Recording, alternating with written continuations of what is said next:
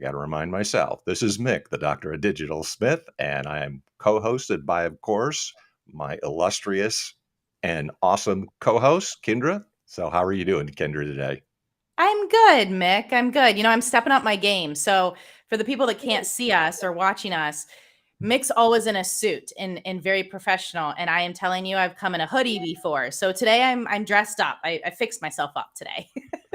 Well, you look fabulous. And Thank you. so what we're going to do for this segment is we talked about the dragon last time, Doctor. And so what we were going to do this time is the he said, she said segment.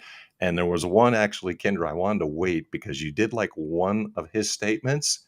And I'm not sure if you remember it on your comments, but I'm going to hold off on that one because you may Okay. remember that one. You liked one that he said. So Yes. JC's childhood was marred by divorce, and one of the things that he was trying to address in the interview was what can be done. So I'm not going to mention number one because I think you may remember it was a good saying that he had. So I'll hold off on that one. Okay. We'll see. I've got several of those little nuggets. Okay, great. Okay, so I'm going to go to number two instead. So JC advises an integrated life, and then he explained what that meant. So even if you have a good career, prioritize your family. Number three, if needed, seek a mental health professional. Number four, a professional can assist in discovering a key time, what JC described as a snap moment, because the basis of his trauma during his parents' divorce. And number five, look out for a ladder out of difficulties, realizing it is not your fault. Number six, during JC's divorce, your ex can be your best friend, even if divorce ensues. Number seven, both parents should prioritize the children. Eight, work outside the courts if possible. Nine, teach children to respect parents equally. Clarify parental roles, caregiver and breadwinner. Number 10, Viktor Frankl, the Austrian psychiatrist, suggests checking your response and not reacting on the basis of your emotions.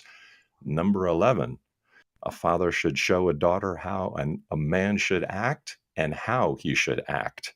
12, if broken by life, break the cycle of trauma. 13, be kind rather than right all the time. 14, problems are a way, that's God's way of pruning you.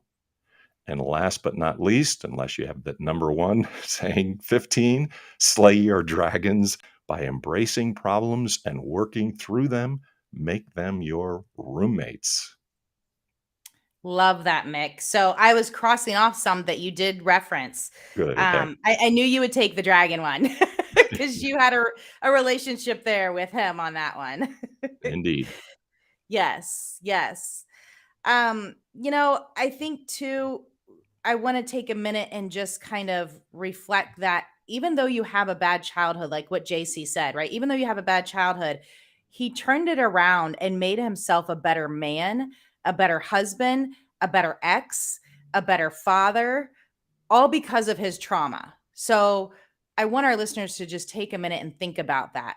Just because of what maybe you went through as a Hmm. child, or maybe what your children are going through, doesn't mean that you can't turn it around later in life.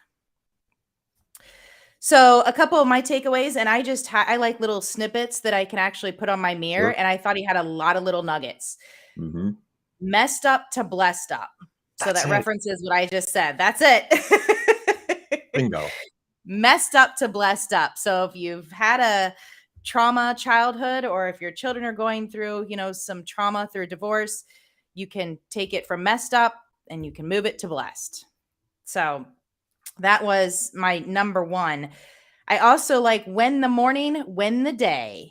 And I thought, Mick, you agreed with me on that one. I thought Yeah. that was a very good, insightful. You get up in the morning, you work out, you prepare, you do some reading, whatever it is, and maybe a Bible verse. You win the morning, you're going to win the day. You're set up for Mhm. success. And I thought that was very good. And kind of following what you said, I think towards your number 14, embrace the suck. Just embrace the horrible, I guess, right? Just because you're going to learn from it. And I think that is so important for a lot of people to take away, because sometimes we get sucked into some of the horrible things that could be happening to us. And we just want to embrace that, learn from it, and move forward. And thinking about a reminder, we were talking about, is there a reminder we want to tell people? Does everyone feel very supported during this very difficult time, or do they feel alone? Good point, Mick. So, one of the reasons Mick and I started this podcast is because we wanted to be out there for people to know that you're not alone when you're going through this. And perfect example, I'm in the midst of it right now. This week, I just had, a punch in the gut type of thing where the guardian gave a suggestion that I separate from my children for a year, which is absolutely crazy because I've already been separated for 4 years from one and a year and a half from another. So just know the system's broken and you have to read through that. And Mick and I are here so that you don't feel alone. We're going through it. We've gone through it. We're here for you. You're not doing it alone and you're not crazy. As many times as I've even reflected and thought, am I crazy? Am I the one that's going crazy? You're not. We're here for you. There's other people going through it. So just know that. And that's indeed the case. And that's, I think, important for people to keep in mind. All of us feel as though we are totally alone. I'm the only person in the universe and no one understands, but you are definitely not. And that's why we want to have the experts and ourselves who have either been through the process or going through it and realizing it. Because I was going through this and I was part of a single parents group through a church when I was going through it. And I said, this is kind of like the inevitable story. Each week I'd come back and time again, and I said the same exact thing. Do you guys think I'm crazy? I mean, do you think I'm making this up? Because I'm like, I got to check myself with actual real people who are living normal lives. But exactly, you think you're crazy, or you start sounding crazy because it doesn't seem to be possible. Yes. And Mick, you and I were talking before we went live, and I just want to bring this up too, is we have to live a normal life, right? So when you said you have to check with people with normal lives, right? We still have to live a normal life. We have to hold a job. We have to function day to day. And when you're thrown into the craziness that we have, whether it is, trying to fight for your kids, talk to your kids, dealing with narcissists, it makes it that much more difficult. And sometimes it's hard to get out of bed. And I just want to tell people, get up, make yourself get up and do something that day, whether it's a load of laundry or whatever it might be, and just try to get through your day. And sometimes being normal is a great distraction, right, Mick? Absolutely. I try to be normal most of the time, but occasionally go off the deep end. But yeah, I think it's an overwhelming kind of experience for most people. But you break up your day into small components, and you do the little things. And when you can do the little things, then it gets you to step 2, and you keep going on from there. But all the things that I thought were normal, I like to read and write, for example.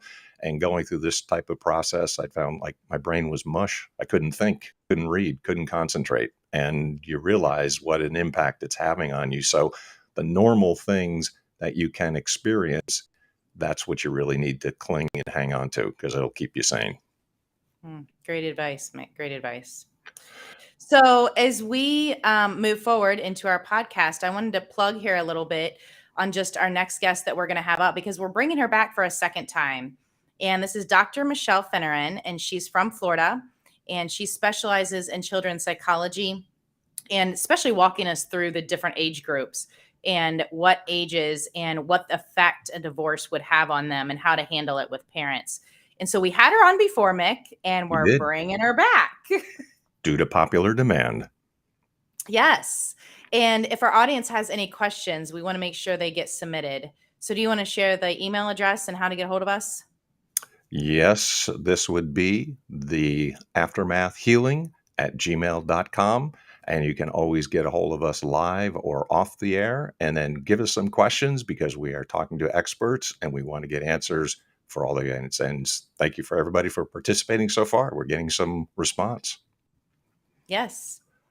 Thank you so much. And looking forward, we've got a few other experts lined up that we'll be talking to coming forward. One's going to be an attorney, and I'm really excited about that, to get an attorney's take on this, because I think that's one aspect that we seem to maybe not get fully. I would also love to get a judge on here, but the attorney is a great start. So We've got a judge. Who else do we have, Mick, coming on? We have experts. We have a person from Australia coming.